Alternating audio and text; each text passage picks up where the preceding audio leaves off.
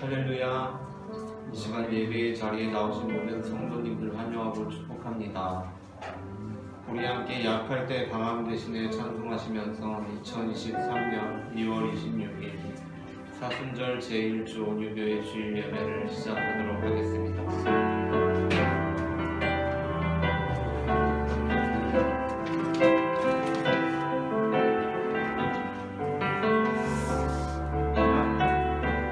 약할 때 강함 대신에 나의 보배가 되신 주 나의 모든 것 주 안에 있는 보물을 나는 포기할 수 없네. 주 나의 모든 것 약할 때 강함 대신에 약할 때 강함 대신에 나의 보배가 되신 주 나의 모든 것 주 안에 있는 보물을 나는 포기할 수 없네. 주 나의 모든 것 예수 어린 양 존귀한 이름 예수 어린 양 존귀한 이름 약할 때 강함 대신에 약할 때 강함 대신에 나의 보배가 되신 주 나의 모든 것 주 안에 있는 보물을 나는 포기할 수 없네. 주 나의 모든 것 십자가 죄 사셨네. 십자가 죄 사셨네. 주님의 이름 찬양해. 주 나의 모든 것 쓰러진 나를 세우고 나의 빈잔을 채우네. 주 나의 모든 것 예수 어린 양 존귀한 이름 예수 어린 양 존귀한 이름 십자가 죄 사셨네. 십자가 죄 사셨네. 주님의 이름 찬양해. 주 나의 모든 것 쓰러진 나를 세우고 나의 빈잔을 채우네. 주 나의 모든 것 십자가 죄 사셨네. 십자가 죄 사셨네. 주님의 이름 찬양해. 주 나의 모든 것 쓰러진 나를 세우고 나의 빈잔을 채우네. 주 나의 모든 것 예수 어린 양 존귀한 이름 예수 어린 양 존귀한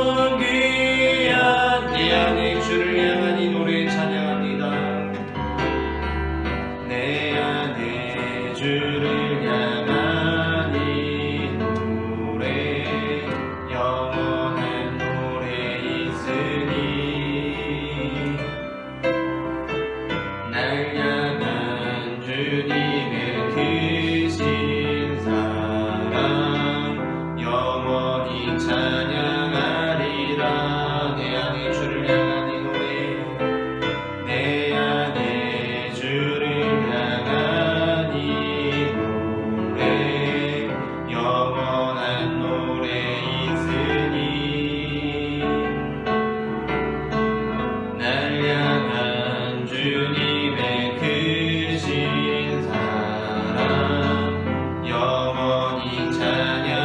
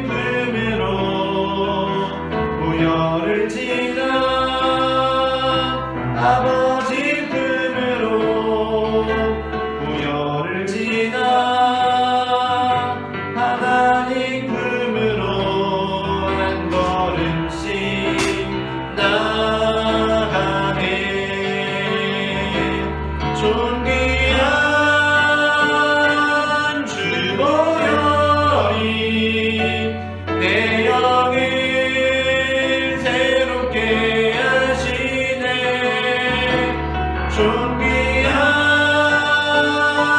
주보혈이 내 영을 새롭게 하네. 존귀한 주보혈이 존귀한 주보혈이 내 영을 새롭게 하시네. 존귀한 주보혈이 내 영을 새롭게 하네.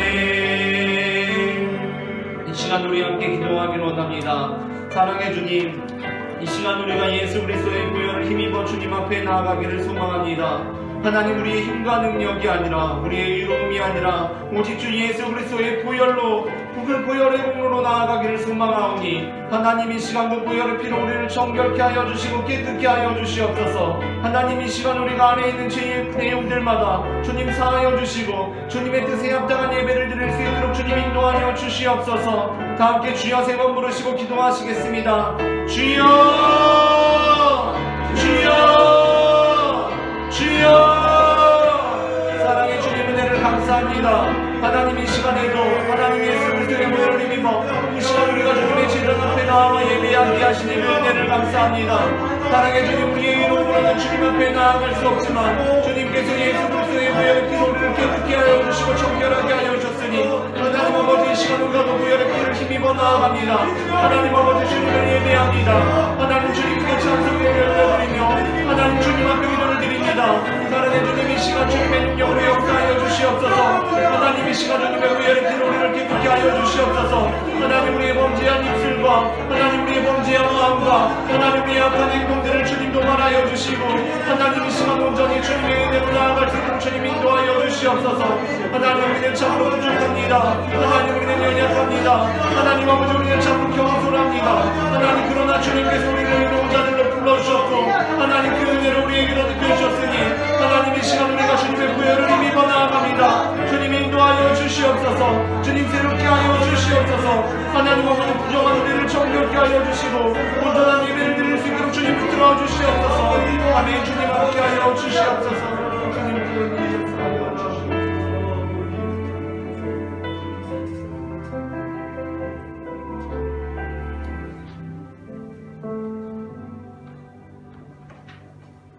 누구든지 나를 따라오려거든 자기를 부인하고 자기 십자가를 지고 나를 따를 것이니라. 누구든지 제 목숨을 구원하고자 하면 잃을 것이요 누구든지 나를 위하여 제 목숨을 잃으면 찾으리라. 아멘. 인류의 모든 죄를 사하시기 위하여 독생자 예수님을 이 땅에 보내주신 하나님 아버지, 온 인류를 구원하시기 위하여 십자가를 지신 예수님을 기억하면서 사순절 첫 번째 주일을 시작합니다. 우리도 눈을 들어 골고다 언덕의 십자가를 바라보게 하시고 대속의 피를 흘려주신 예수님을 모시고 살게 하여 주옵소서. 사순절 기간을 지내면서 예수님께서 걸으셨던 고난의 길에 동행하기를 원합니다. 아무리 힘들고 어려워도 사명의 십자가를 지고 예수님의 발자취를 따르게 하여 주시옵소서. 예수님의 이름으로 기원하옵나이다. 아멘.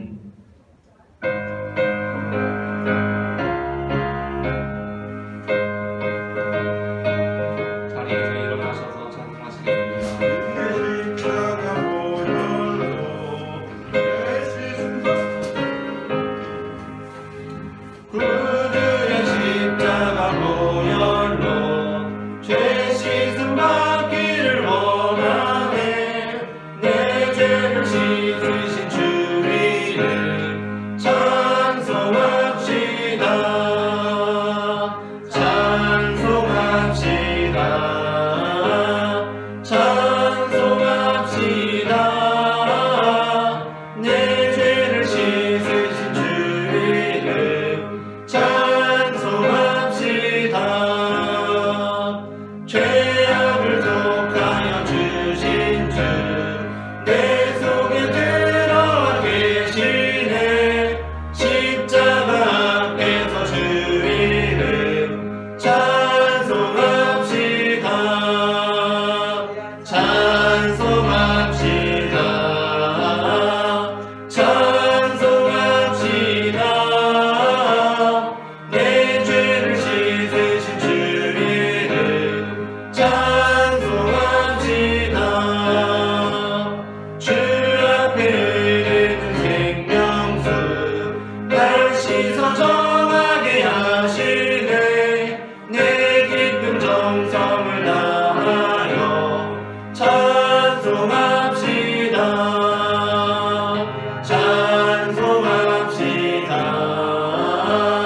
찬송합시다.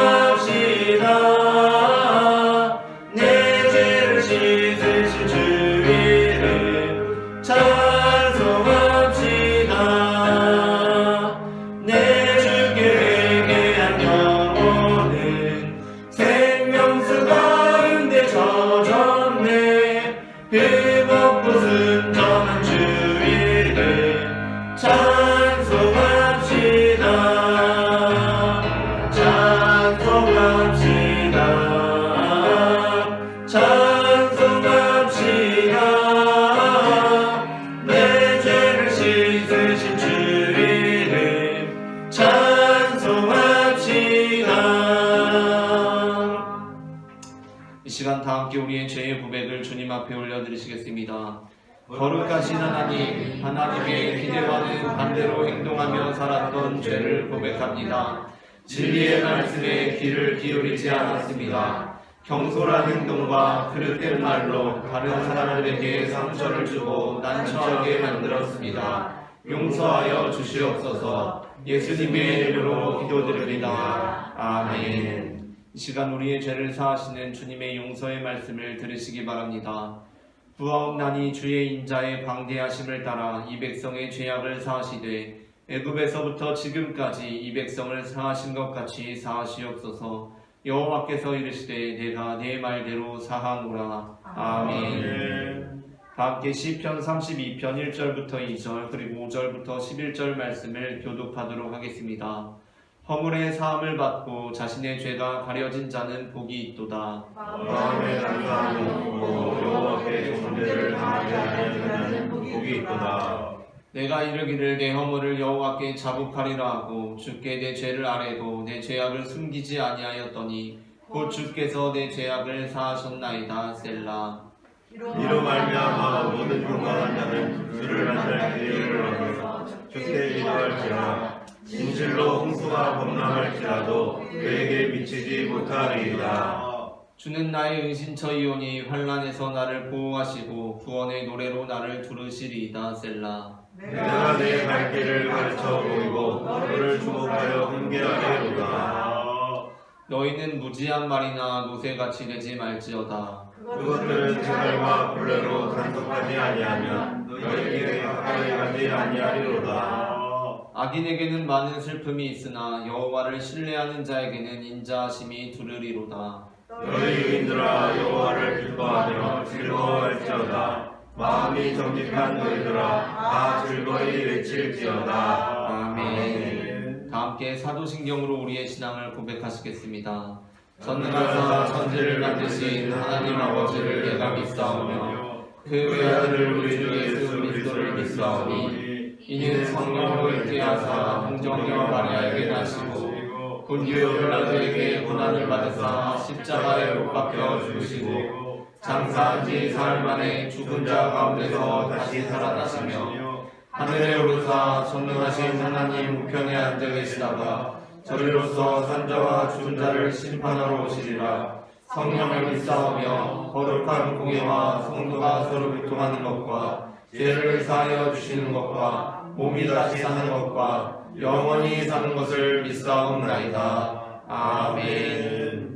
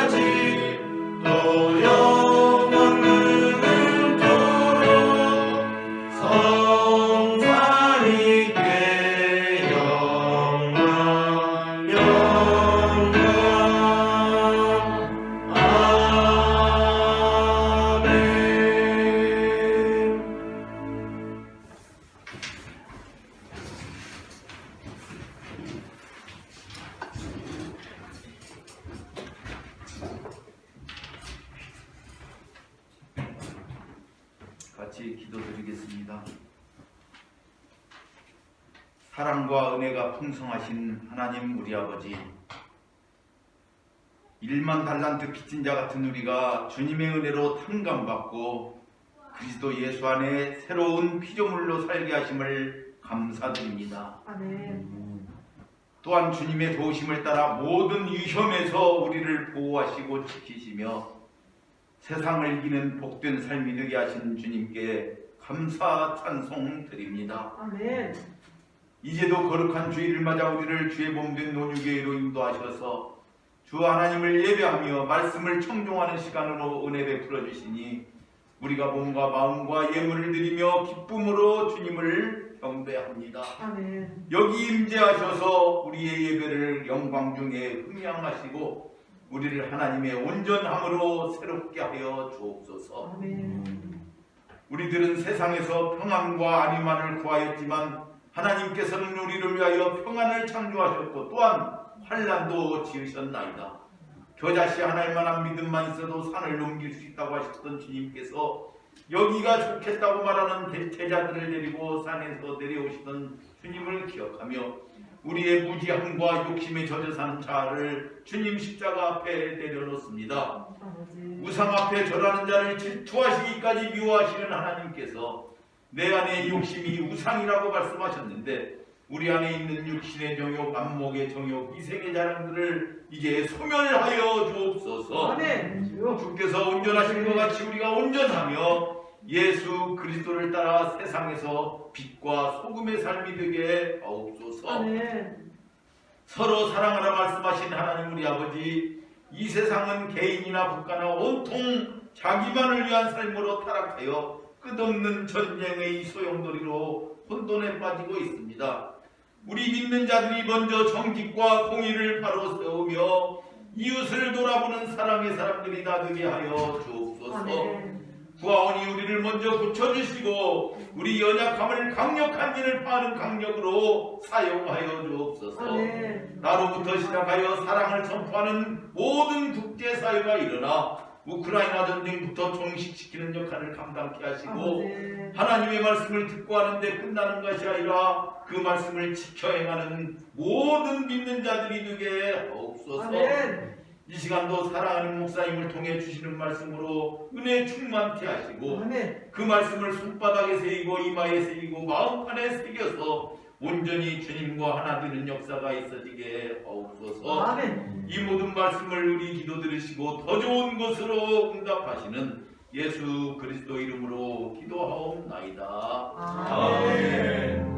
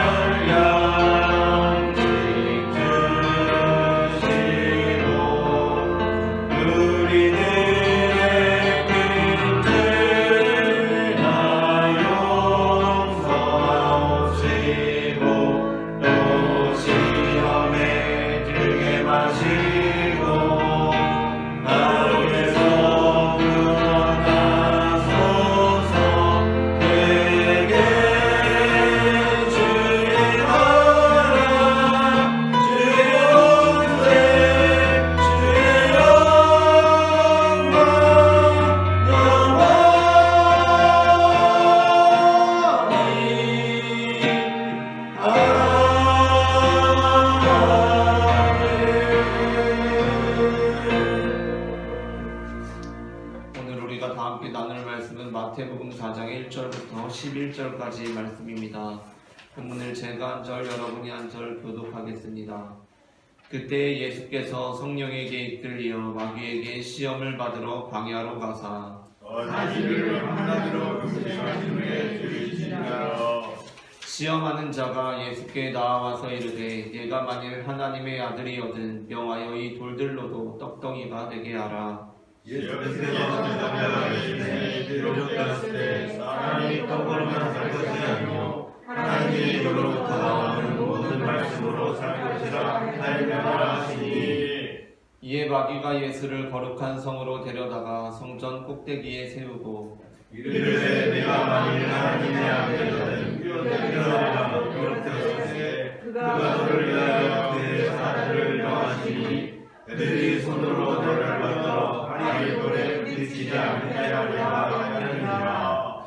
예수께서 이르시되 또 기록되었으되 주 너의 하나님을 시험하지 말라 하였느니라 하시니 마귀가 또 그를 데리고 지극히 높은 산으로 가서 천하만국과 그 영광을 보여 이르되 만일 내게 엎드려 경배하면 이 모든 것을 내게 주리라. 예수께서 말씀하시되 사탄아 물러가라. 기록되었으되 주는 하나님께 경배하고 다만 그를 섬기라 하였느니라. 함께 읽겠습니다. 이에 왕이 된 예수를 떠나고 천사들이 나와서 수종드니라. 아멘. 이 시간 예배의 자리에 나오신 모든 성도님들을 환영하고 축복합니다. 오늘 우리는 앞서 읽은 마태복음 4장 1절부터 11절까지의 본문으로 만일 하나님의 아들이여든이라는 제목의 말씀을 나누려고 합니다. 전해지는 말씀 가운데 하나님의 은혜가 있으시기를 바랍니다. 아멘. 마태복음 4장 1절은 우리에게 예수님의 행보에 대해서 이렇게 전해주고 있습니다. 그때 예수께서 성령에게 이끌려 마귀에게 시험을 받으러 광야로 가사. 아멘. 이 본문은 굉장히 묘한 본문입니다. 그때 예수께서 성령에게 이끌리어까지는 괜찮습니다. 예수님께서 세례를 받으실 때 예수님의 머리 위에 비둘기같이 온유하게 임하신 성령님께서 그대로 예수님을 인도해 가십니다. 그런데 그 뒤가 뭔가 깨름칙합니다. 그 뒤에 무엇이라고 말씀하고 있습니까? 예수님께서 성령에게 이끌리어 마귀에게 시험을 받으러 광야에 가셨다고 전해주고 있습니다. 아니, 예수님께서 성령에게 인도하심을 받았으면 그만이지 마귀에게 시험을 받으셨다니 예수님을 믿는 사람들에게는 조금 당혹스러운 부분일 수 있습니다.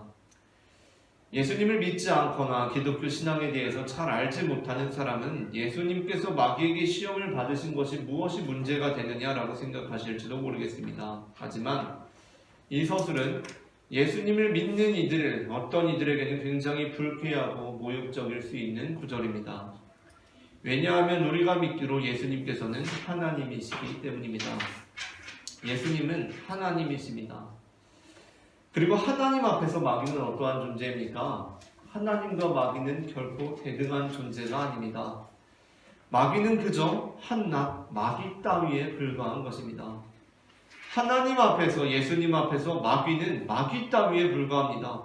결코 대등히 설 수 있는 존재가 아닙니다. 그런데 오늘 본문은 마귀를 시험하는 자로, 그리고 예수님을 시험받는 자로 그림으로써 마귀와 예수님의 위치를 대등함을 넘어서 마치 마귀가 예수님보다 더 높은 위치에 있는 것처럼 묘사하고 있다는 것입니다. 보통 시험을 받는 사람보다 시험을 내는 사람이 시험을 받는 자보다 높지 않습니까? 그러한 뉘앙스가 느껴진다는 것입니다. 그래서 하나님을 믿는 사람들 중에 어떠한 사람들은 이 성경에 있는 표현이 성경인데도 불구하고 뭔가 우리 엄마 아빠를 무시하는 것처럼 자존심이 상하고 불경하게 여겨질 수 있다는 것입니다. 하지만 그렇기 때문에 본문이 우리에게 전해주고자 하는 메시지가 더욱 분명할 수도 있겠다라는 생각이 듭니다. 그러니까 이 본문이 오늘날 우리에게도, 오늘 우리 믿는 자들에게도 다소 거북하게 들릴지도 모르는데도 불구하고 그 당시에 지금으로부터 2000여 년 전에 처음 예수님을 믿기 시작하고 받아들이기 시작한 초대교회 성도들, 엄청난 박해와 도전과 혼돈 속에서 예수님을 하나님으로 받아들이기 시작했던 그 사람들에게 이 본문의 뉘앙스가 굉장히 난감했을 텐데, 마치 예수님보다 마귀가 더 높은 것처럼 느껴질 수 있는 본문인데도 불구하고 초대교회에서 하나님께서는 이 성경을 인도하실 때에 이 본문이 여전히 우리에게까지 이어지도록 인도하셨다는 것입니다. 이 내용을 생략하지 않고 마태복음을 비롯해서 마가복음과 누가복음이 다 담고 있는 것은 이 본문이 우리에게 전해주는 메시지가 그만큼 분명하고 확실하다는 것입니다. 먼저 예수님께서 세례 요한에게 세례를 받으신 후에 다시 광야에서 마귀에게 시험을 받으셨다라는 것은 이 본문은 가장 기본적으로 예수님이 참 하나님이시지만 참 인간이기도 하시다는 것을 담고 있습니다. 그리고 또 이 본문은 첫사람 아담은 뱀의 유혹에 넘어졌지만 마지막 아담은 마귀의 유혹을 물리치셨다는 것을 나타냄으로써 암울한 현재 상황에 대한 희망적인 메시지를 담고 있는 것입니다. 아멘. 그러니까 구약 성경이 시작될 때 첫 번째 아담이 죄에 넘어지지 않습니까? 그런데 신약 성경이 시작되면서는 마지막 아담이 시험을 이겨내고 있는 것입니다. 그리고 또 중요한 것은 이 본문은 기본적으로 하나님의 의로움이란 무엇인지 우리에게 다시 상기시켜주는 본문이라고 할 수 있습니다. 마태복음은 시작하면서 의로움이라는 주제를 계속해서 강조하고 있습니다. 요셉을 소개할 때 의로운 사람이라고 소개하고 예수님께서 세례 요한에게 세례를 받으실 때 의를 이루기 위해서 세례받는 것이다 라고 하심으로써 세례를 받으십니다. 그리고 지금 마귀의 시험이 나옵니다. 그렇다면 예수님께서 이루시는 의로움이란 과연 무엇인가? 우리는 이 본문을 보게 되면 예수님께서 세례 요한에게 찾아가서 의에 대해서 말씀하신 후에 이 받으시는 시험을 통하여서 그 의로움이 무엇인지 깨닫게 됩니다. 예수님께서는 세례 요한에 찾아가서 의로움을 위해서 세례를 받으신다고 말씀하신 후에 다시 광야에 가셔서 40일 동안 금식하시고 혼자 뭔가 생각할 시간을 가지셨다는 것입니다. 여러분 생각해 봅시다. 이제까지 30여 년을 지냈습니다. 그리고 이제 세례 요한에게 가서 세례를 받으면서 의를 위하여 받는 것이다. 뭔가 큰 목표를 가지고 세상 가운데 나오셨습니다. 그런데 다시 광야로 들어가십니다. 다시 금식하십니다. 다시 혼자 무언가 생각하시러 가십니다. 의를 이루기 위해 세상에 나오셨으면 의를 이루기 위해서 곧장 나가시면 되지 왜 다시 광야로 가시는 것입니까? 왜 잠시 멈추어 서는 것입니까? 그 이유는 바로 그렇게 잠시 멈추어 서서 내가 추구하고 있는 의로움에 대해서 다시 생각해 보는 것이야말로 하나님의 의로움이기 때문입니다. 마태복음은 마태복음을 시작하면서 예수님의 아버지 요한을 통하여서 의로운 사람이 누구인가를 우리에게 생각해 보게 합니다. 요셉의 의로운 사람이었던 이유는 무엇입니까? 내가 지금 가지고 있는 것에 대해서 다시 생각해 보고 있었기 때문에 요셉은 의로운 사람이었습니다. 마리아와의 관계를 가만히 끊어야겠다라는 생각에 대해서 요셉이 생각하고 있는 그때 천사가 요셉에게 찾아왔습니다. 마리아하고 관계를 끊어야겠다라고 생각하고 그냥 그렇게 행해버린 것이 아니라 마리아와의 관계를 끊어야겠는데 내가 지금 생각하고 있는 이 생각이 의로운 생각인가? 지금은 의로운 생각처럼 여겨지는데 정말 의로운가? 정말 하나님의 뜻에 맞는 것일까? 계속해서 생각하고 있던 그 사람을 의로운 사람이다 라고 마태복음은 그렇게 서술했습니다. 그리고 오늘 본문에서는 예수님께서 의를 이루기 위해 세례를 받는다라고 하시고 다시 광야로 가십니다. 40일을 금식하시며 생각하십니다. 요셉이 의로운 사람이라서 마리아와의 관계를 가만히 끊고자 한 생각에 대해 다시 생각했다는 그 구절을 우리에게 지금 다시 상기시켜주고 있는 것입니다. 바로 그 다시 생각하는 것이 요셉이 의로운 사람이었던 이유이고 예수님 역시 의로움에 대해서 다시 생각하시는 분이시다. 하나님의 그 의로우심을 추구하는 분이시다 라고 우리에게 나타내 보여주고 있다는 것입니다.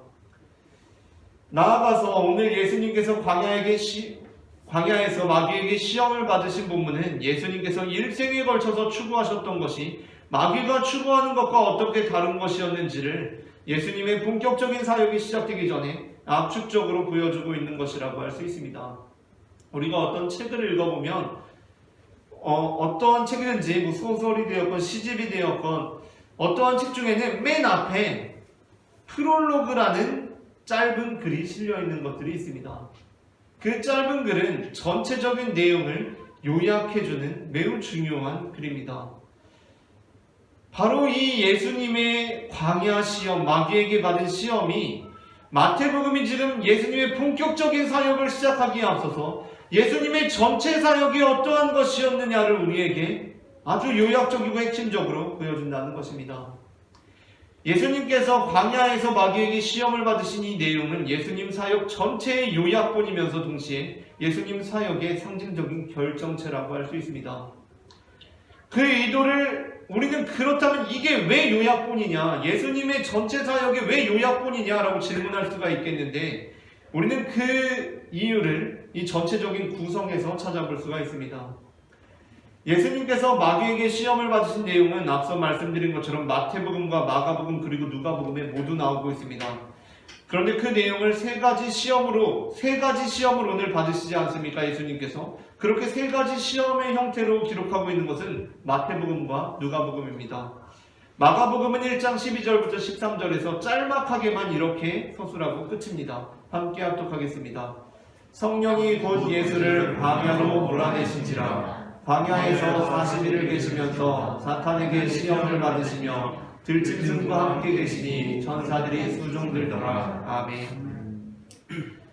그러니까 이 마가복음의 서술만 가지고는 왜 이 예수님의 광야에서의 시험이 예수님 전체 사역의 요약본인지를 이해하기는 어렵습니다. 그래서 마태복음과 이제 누가복음을 우리가 함께 살펴보아야 하는데, 마태복음과 누가복음을 살펴볼 때 매우 특징적인 부분이 무엇이냐면 이 세 가지 시험을 다루고 있는데 마태복음과 누가복음이 세 가지 시험의 순서가 다르다는 것입니다. 마태복음의 경우는 광야에서 본문이 시작되어서 거룩한 성전 꼭대기에서 뛰어내리라는 시험이 두 번째에 나옵니다. 그리고 여기에서 뛰어내리는 장소에 대해서는 그냥 거룩한 성이라고만 제시되어 있습니다. 그리고 세 번째 시험이 마태복음에서는 천하만국과 그 영광을 보여주는데 그 장소가 어디였다라고 말씀하고 있냐면 지극히 높은 산이었다라고 그렇게 제시해주고 있습니다.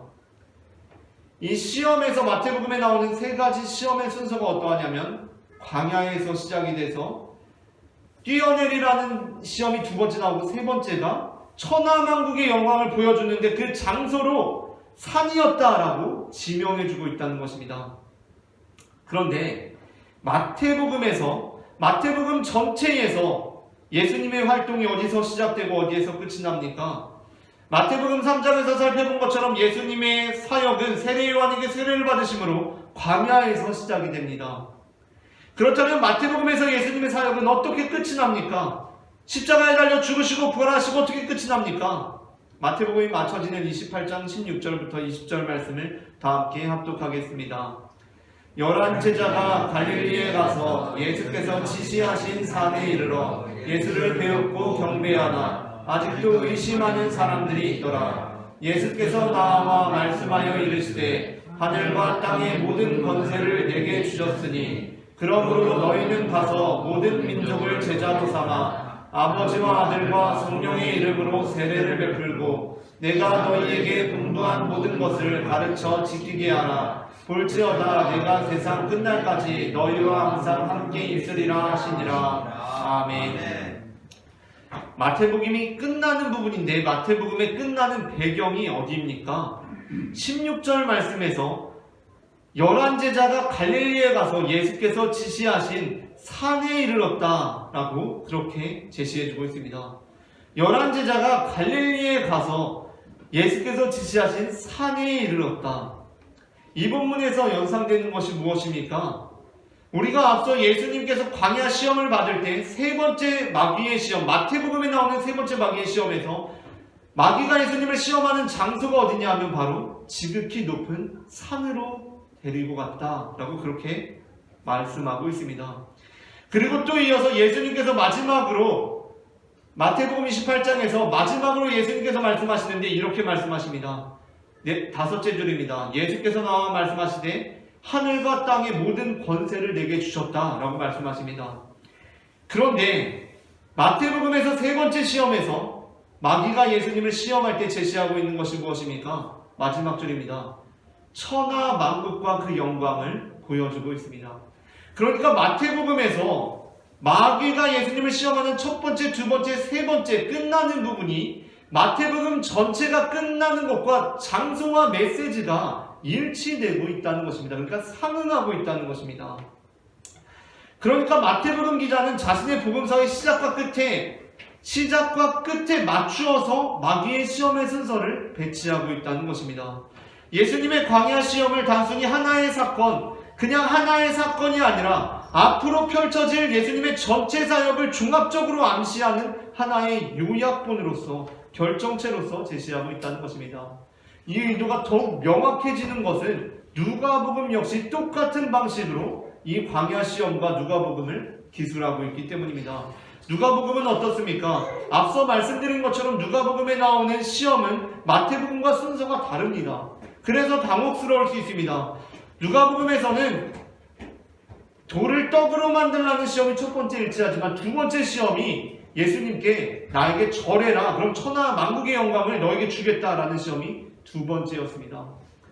과연 이것이 복음서 기자들이, 아니 성령님께서 실수하신 것이겠습니까? 순서가 헷갈리신 것입니까? 그게 아니라는 것입니다. 누가복음 역시도 이 광야에서 예수님께서 시험 받으신 이 사건이 누가복음 전체를 요약하고 있는 것으로서 보여주고 있다는 것입니다. 누가복음 역시 시험의 시작은 광야입니다. 그런데 그 다음 두 번째 시험으로 누가복음은 마태복음과 달리 마귀가 예수님께 천하 만국과 그 영광을 보여주는 것을 위치시키고 있습니다. 그리고 여기서 마귀가 예수님께 천하 만국과 영광을 보이는 장소를 마태복음처럼 산이라고 언급하고 있지는 않습니다. 마태복음에서는 예수님을 산으로 이끌고 갔다라고 그렇게 기술하고 있는데 누가복음에서는 산으로 이끌고 가지를 않습니다. 그 차이가 중요합니다. 예수님을 그냥 이끌고 올라갔다라고 할 뿐 마태복음처럼 산이라고 언급하고 있지는 않습니다. 그런데 세 번째 시험에서 누가복음은 성전 꼭대기에서 뛰어내리라라는 것이 세 번째 나오는데 여기에서 이 장소를 구체적으로 예루살렘이었다라고 이렇게 언급하고 있습니다. 누가복음 4장 9절 말씀입니다. 합독하겠습니다. 또 이끌고 예루살렘으로 가서 성전 꼭대기에 세우고 이르되 네가 만일 하나님의 아들이거든 여기서 뛰어내리라. 아멘. 마태복음에서는 두 번째 시험 때 예루살렘이라는 언급이 없었습니다. 마태복음에서는 예루살렘이라는 언급이 없었고 세 번째 산이라고 언급했습니다. 그런데 누가복음에서는 두 번째 산이라고 언급하지 않고 세 번째에서 예루살렘이라고 언급하고 있다는 것입니다. 이 순서가 바뀌면서 또한 그 언급하고 있는 것들이 다르다는 것입니다. 그러면 누가복음 전체에서는 예수님의 활동이 어디서 시작하고 어디서 끝납니까? 누가복음에서도 마찬가지로 광야에서 시작합니다. 그런데 누가복음에서 예수님의 사역이 끝나는 장소가 다릅니다. 누가복음이 끝나는 누가복음 24장 50절부터 53절까지의 말씀을 다 함께 합독하겠습니다. 예수께서 그들을 데리고 베다니 앞까지 나가사 손을 들어 그들에게 축복하시더니 축복하실 때에 그들을 떠나 하늘로 올려지시니 그들이 그에게 경배하고 큰 기쁨으로 예루살렘에 돌아가 늘 성전에서 하나님을 찬송하니라. 아멘.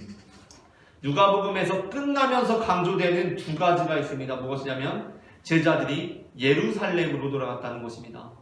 그리고 또 강조되는 것이 무엇이냐면 마태복음과 달리 누가복음에서 강조되는 것, 마지막에 강조되는 것이 무엇이냐면 예수님께서 하늘로 올라가셨다는 것입니다. 예수님께서 하늘로 올라가셨다. 그리고 제자들이 예루살렘으로 돌아갔다라고 하는 데서 무엇이 연상되십니까? 누가복음은 세 번째 시험이 이렇게 기록되어 있습니다. 또 이끌고 예루살렘으로 가서 성전 꼭대기에 세우고 여기서 뛰어내리라 라고 합니다. 그러니까 누가복음은 뛰어내리라는 것, 그리고 마지막에는 올라가는 것이 상응하고 예루살렘이라는 장소가 상응하고 있다는 것입니다. 그러니까 우리가 사실 마태복음과 누가복음의 시험 순서가 다르다고 해서 굉장히 당황할 필요가 없습니다. 이거 왜 이러지? 왜 마태복음하고 누가복음하고 왜 다르지? 성령님께서 실수하셨나? 복음서 기자들이 실수했나라는 것이 아니라는 것입니다. 여기에는 분명한 의도가 있습니다. 그러한 순서상의 차이는 있지만 오히려 핵심적인 부분에서 완전한 일치를 보이고 있습니다. 그것이 무엇입니까? 이 광야에서 예수님께서 시험 받으신 이 내용은 단순히 하나의 사건이 아니라 이 복음서 전체, 마태복음 전체, 누가복음 전체를 요약하고 있는 초록이면서 동시에 요약 결정체라고 우리에게 제시해주고 있다는 것입니다. 그러니까 마태복음이나 누가복음이나 광야 시험을 다룰 때 이걸 하나의 사건으로 다루고 있는 것이 아니라 이것이 제가 전체 복음서에서 말하고자 하는 것입니다 라고 우리에게 전해주고 있다는 것입니다. 그러니까 마태복음과 누가복음의 순서가 다르다고 해서 우리가 당황할 것이 없습니다. 왜 그러냐 하면 그 둘이 모두 자신의 복음서의 요약본으로 우리에게 제시해주고 있는데 그 요약본으로서 확실하게 메시지를 담아내고 있기 때문입니다. 그렇다면 이 예수님의 전체 사역에 대한 요약 결정체가 담고 있는 예수님은 어떠한 예수님입니까? 제가 제시하려고 하는 예수님이 이런 분입니다. 예수님의 전체 사역은 이걸로 요약할 수 있습니다 라고 할 때 그 가치, 예수님의 전체 사역, 예수님께서 일생을 다해 추구하셨던 그 가치를 이 광야 시험이 담고 있는데 그 가치가 무엇입니까? 그 가치는 바로 하나님의 말씀이고 하나님 그 자체입니다. 무슨 말씀이냐면 마태복음이고 누가복음이고 제가 소개하고자 하는 예수님은 이런 분입니다 라고 우리에게 전해주고 있는데 여기서 제시되고 있는 예수님은 기적을 행하시지 않으시는 예수님이라는 것입니다. 마태복음과 누가복음에는 수많은 예수님의 기적이 나옵니다. 예수님께서는 일생에 걸쳐서 수많은 기적들을 행하셨습니다. 예수님께서는 물을 포도주로 변화시키기도 하시고 병자들을 고치기도 하시고 무리를 걷기도 하시고 죽은 자를 살리기도 하셨습니다. 그런데 예수님의 전체 사역의 요약 결정체에서 제시되고 있는 예수님은 기적을 행하시지 않으시는 예수님이라는 것입니다. 마태복음과 누가복음이 정말 예수님의 사역을 짧게 요약해 주십시오라고 요청받았을 때 제시한 예수님은 기적을 행하시는 예수님이 아니라는 것입니다. 오히려 마귀가 기적을 부추기고 있습니다. 네가 만일 하나님의 아들이면 너를 통해서 기적들이 나타나야 하는 것 아니냐? 라고 종용하고 충동질하고 있습니다. 그런데 그러한 상황 가운데에서 예수님께서는 마귀가 보란듯이 기적을 행하고 계신 것이 아니라 예수님께서는 하나님을 빙자해서 기적을 추구하는 일은 마귀나 하는 일이라고 말씀하십니다. 아예 기적을 행하시지 않으심으로 마귀를 물리치는 편을 택하십니다. 그러한 면에서 예수님의 전체 사역에 있어서 기적이란 하나님의 말씀 그리고 하나님 그 자체의 견주자면 다 부차적인 것이고 부질없는 것이며 필요에 따라서 생략해야 하면 그냥 가차없이 생략해도 되는 수준의 것들이었다라고 할 수 있다는 것입니다. 우리는 이러한 예수님의 정신을 요한복음 6장에서 살펴볼 수 있습니다. 요한복음 6장에서 예수님께서는 사람들에게 오병이어의 이적을 베풀어 주십니다. 그러고 나자 다음날 무리들이 예수님께 오병이어의 기적을 또 베풀어 달라고 찾아옵니다. 그렇지 않겠습니까?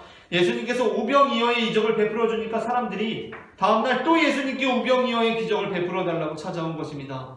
그때 예수님께서는 그들에게 오병이어의 기적을 다시 또 베풀어 주시지는 않으십니다.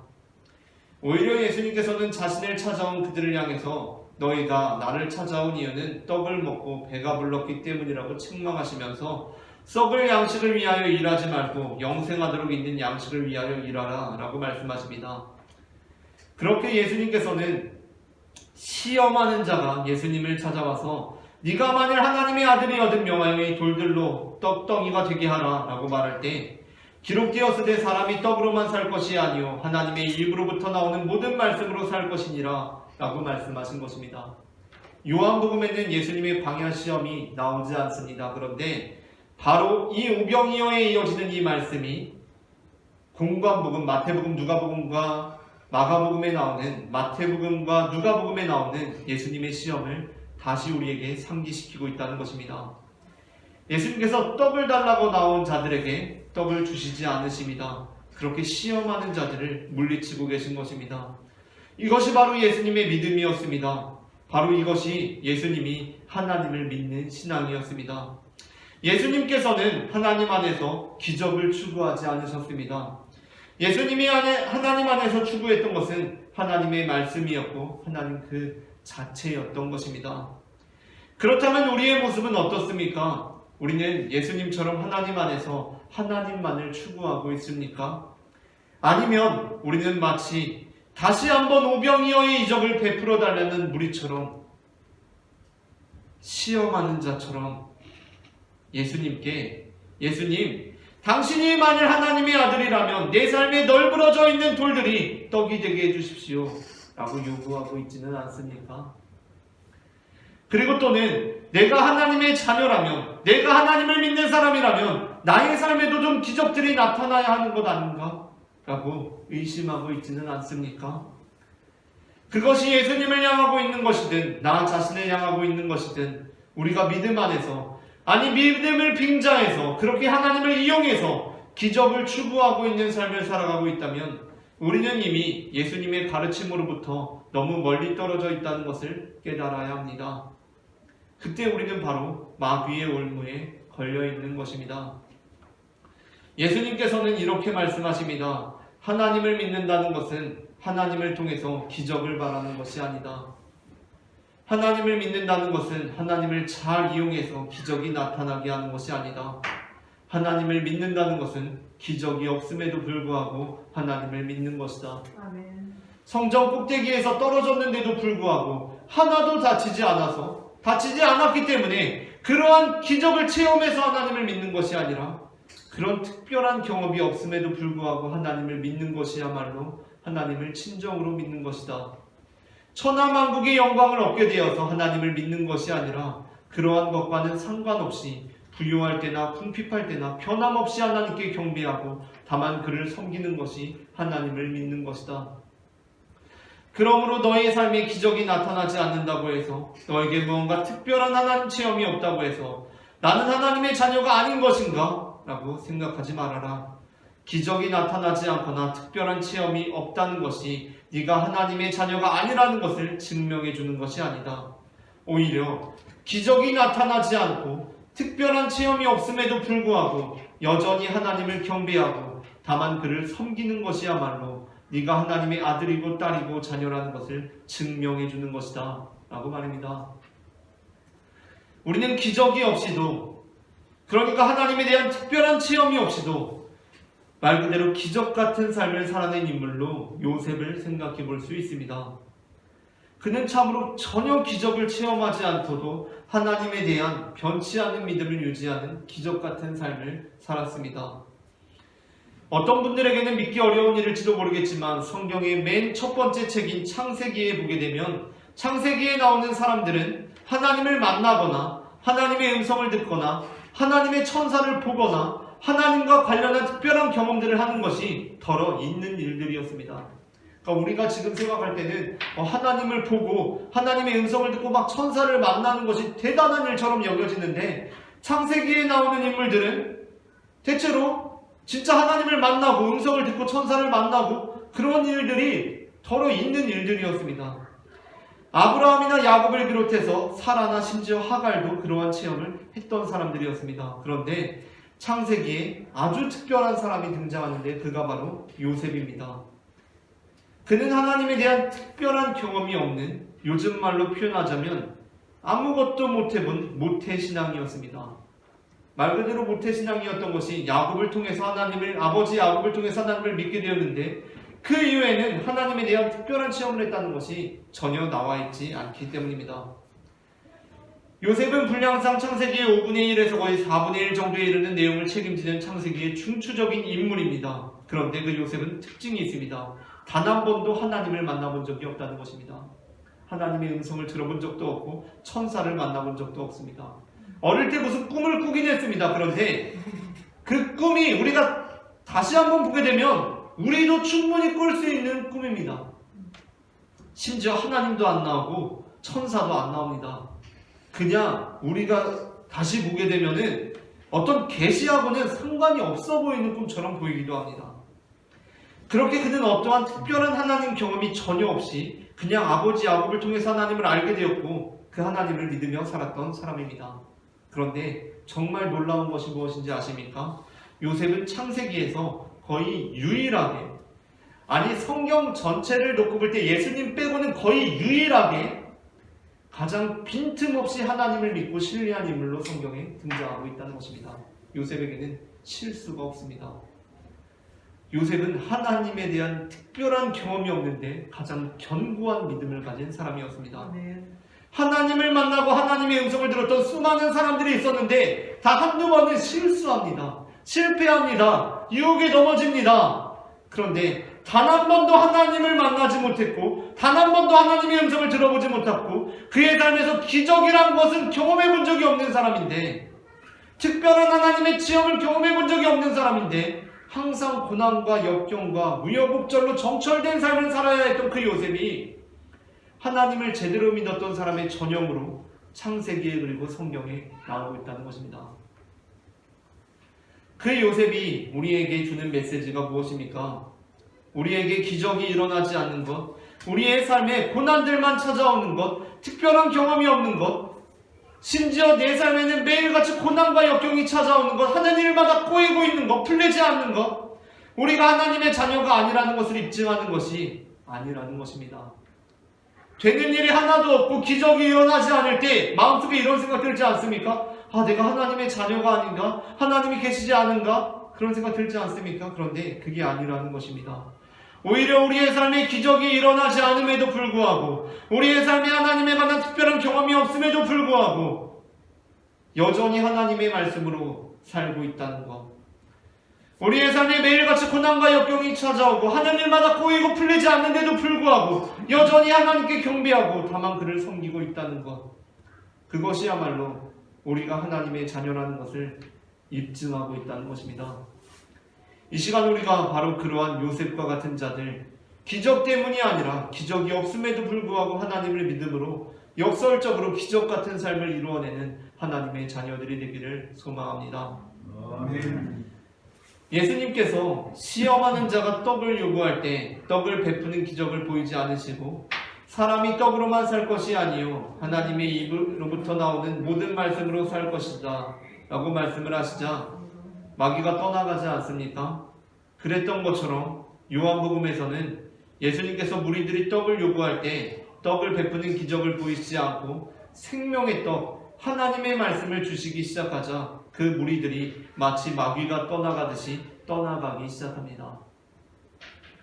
그 무리들이 떡을 요구하던 자들이 예수님께서 생명의 떡, 하나님의 말씀을 주시자 마귀가 떠나가듯이 떠나가기 시작합니다.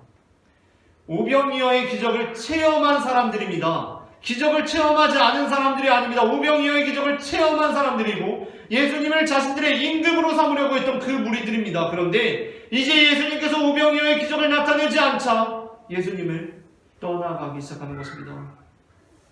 그렇게 기적을 요구하는 자들에게 기적을 행하시는 대신 예수님께서 베푸셨던 하나님의 말씀에 대해 다루고 나서 이어지는 요한복음 본문은 이렇게 기술하고 있습니다.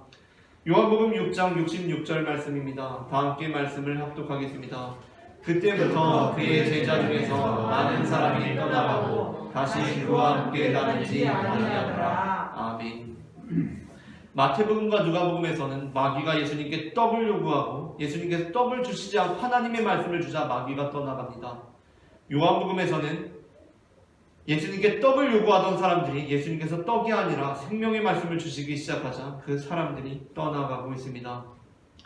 우리는 참으로 기적이 중단된 시대를 살아가고 있습니다. 그래서 많은 사람들이 어떻게 합니까? 예수님을 떠납니다. 믿음의 길로부터 떠나갑니다.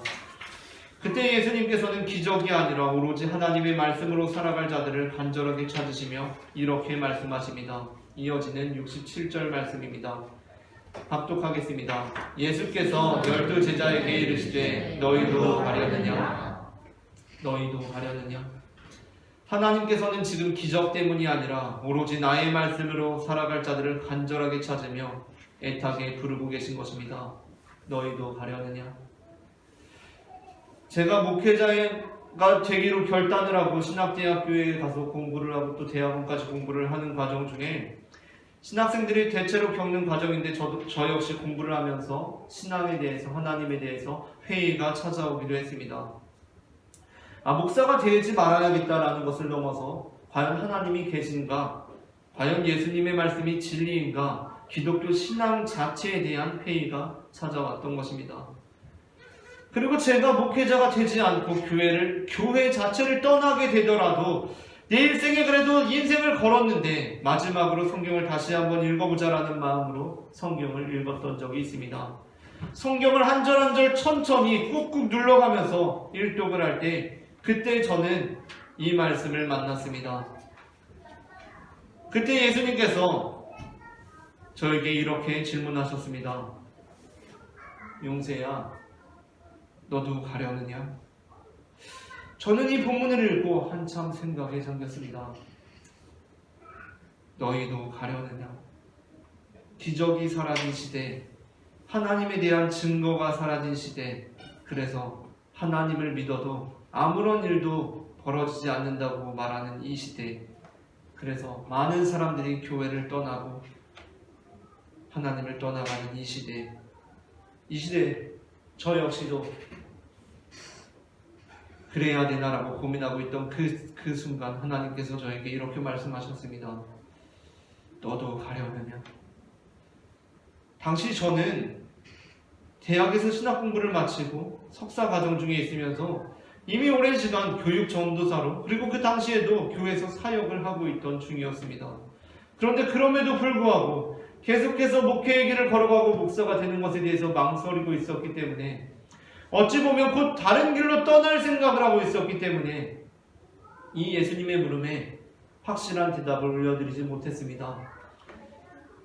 그리고 깊이 생각하다가 다음 구절을 읽었습니다. 그런데 그 다음 68절에 베드로의 고백이 저의 가슴을 울렸습니다. 베드로가 이렇게 예수님께 고백했습니다. 주여, 영생의 말씀이 주께 있사오니 우리가 누구에게로 가오리까? 아멘. 기적이 없어서, 특별한 체험이 없어서, 예수님을 믿어도 더 이상 떡이 나오지가 않아서, 백날 예수님 따라다녀봐야 떡은커녕 콩고물도 제대로 떨어질 것 같지가 않아서 예수님을 떠나가는 수많은 사람들 속에서 베드로만은 예수님께 이렇게 고백하고 있었습니다. 주여, 영생의 말씀이 주님께 있는데 제가 누구에게 가겠습니까? 여러분, 혹시 지금 아무리 예수님께 기도해도 여러분의 삶에 기적이 나타나지 않아서 예수님이 하나님의 아들이 아닌가 보다 라고 생각하고 계시지 않으십니까? 예수님을 믿고 있는데도 불구하고 특별한 체험이 없어서 날마다 삶이 궁핍해져 가서 나는 하나님의 자녀가 아닌가 보다 라고 여기며 믿음의 길을 떠나려고 하시는 분이 계시지 않으십니까? 지금 이 시대에도 하나님께서는 찾고 계십니다. 하나님께서는 기적 때문에 믿는 자들이 아니라, 특별한 체험이 있어서 믿는 자들이 아니라, 기적이 중단되었음에도 불구하고, 특별한 체험이 없음에도 불구하고 여전히 주님의 곁에 남아있는 사람, 특별한 체험이 없음에도 불구하고 누구보다 꿋꿋하게 믿음의 길을 걸어가는 요셉 같은 사람, 기적이 나타나지 않음에도 불구하고 주여, 영생의 말씀이 여기 있는데 제가 누구에게 가겠습니까? 라고 응답해줄 진짜 제자를 찾고 계신 것입니다. 기적이 중단된 이 시대에, 예수님을 믿어도 떡이 나오지 않는 이 시대에, 그래서 많은 사람들이 마귀처럼 예수님을 떠나가고 있는 이 시대에 이 베드로의 고백이 우리의 고백이 되기를 소망합니다. 아멘. 하나님께서는 바로 그 사람에게 그래, 이 사람이야말로 나의 자녀다 라고 말씀해 주실 것입니다. 아멘. 하나님께서는 그렇게 기적이 나타나지 않음에도 불구하고 기적같이 믿음을 고백하는 자들에게 그래, 이 사람이야말로 나의 사랑하는 아들이고 나의 기뻐하는 딸이며 나의 진짜 제자이고 나의 사랑하는 자녀다 라고 말씀해 주신다는 것입니다. 이처럼 하나님께서는 기적 때문에 믿는 사람이 아니라, 특별한 체험을 해서 믿는 사람이 아니라, 기적이 없음에도 불구하고, 특별한 체험이 없음에도 불구하고 여전히 그 믿음을 포기하지 않고 그 길을 걸어가는 그 사람이야말로, 그렇게 떡이 아니라 하나님의 말씀으로 살아가는 이 사람이야말로, 그렇게 기적이 아니라 하나님 그 자체만을 추구하는 이 사람이야말로 나의 아들이고 딸이고 제자고 자녀다 라고 인정해 주시는 것입니다. 다 함께 기도하시겠습니다. 사랑의 주님 은혜를 감사합니다. 오늘도 우리를 주님의 자녀로, 주님의 아들과 딸로 불러주시니 은혜를 감사합니다. 때로는 우리의 삶 가운데 찾아오는 어려움들로 인하여서 우리의 믿음이 흔들릴 때가 있습니다. 주님께 간절히 기도했는데 이루어지지 않아서 우리의 마음에 낙심이 생길 때도 있습니다. 그러나 주님, 우리가 주님을 더욱 간절히 찾고 부를 수 있도록 도와주시옵소서. 오로지 주님 그 자체만으로, 오로지 주님의 말씀으로 생명을 얻는 믿음의 양떼들이 될 수 있도록 도와주시옵소서. 그리하여 주님의 참된 자녀들이 될 수 있도록 인도하여 주시옵소서. 사랑의 주 예수 그리스도의 이름으로 기도합니다. 아멘. 이 시간 다 함께 주 말씀 향하여 찬송하시면서 준비하신 예물 주님 앞에 드리시겠습니다.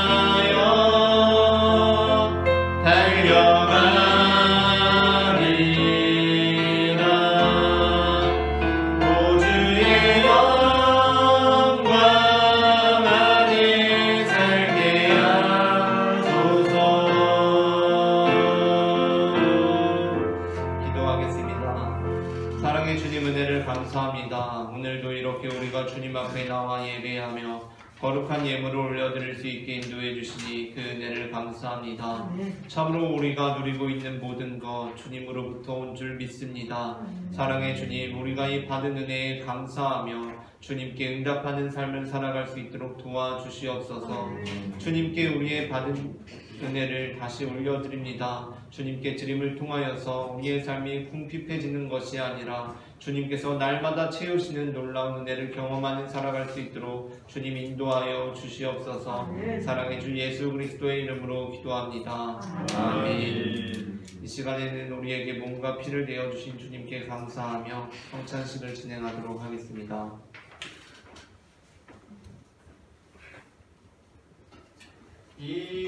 이것은 주님의 몸, 이것은 주님의 피, 이것을 먹고 마셔 주님의 생명 얻네.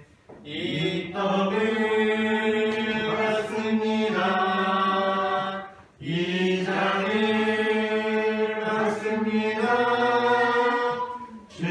주님을 사랑해요. 십자가 기억하리.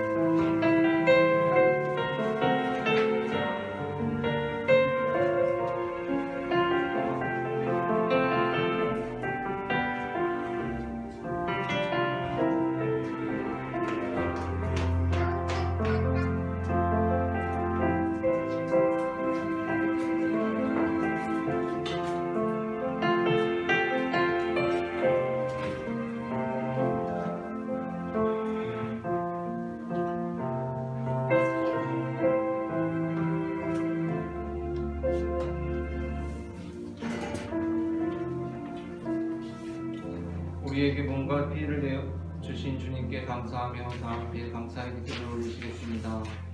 우리를 위해 생명을 주시는 하나님 아버지, 이 거룩한 신비에 감사드리오며 성령의 능력 안에서 새 사람이 되어 하늘나라가 이 땅 위에 임할 때까지 그리스도의 증인으로 살게 하여 주옵소서. 우리 주 예수 그리스도의 이름으로 기도합니다. 아멘. 함께 역사랑과 평화의 인사를 나누시겠습니다. 주님의 평화가 함께 하시기를 바랍니다.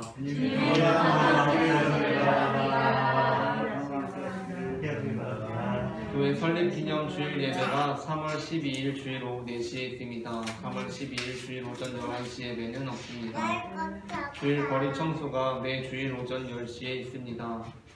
예배 위원 변동 사항이 있습니다. 주보를 참고하여 주시기 바랍니다.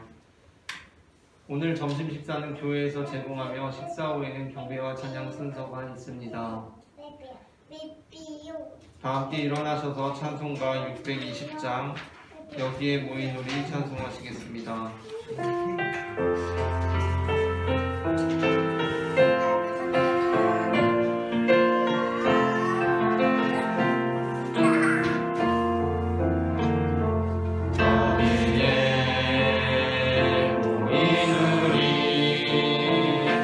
주의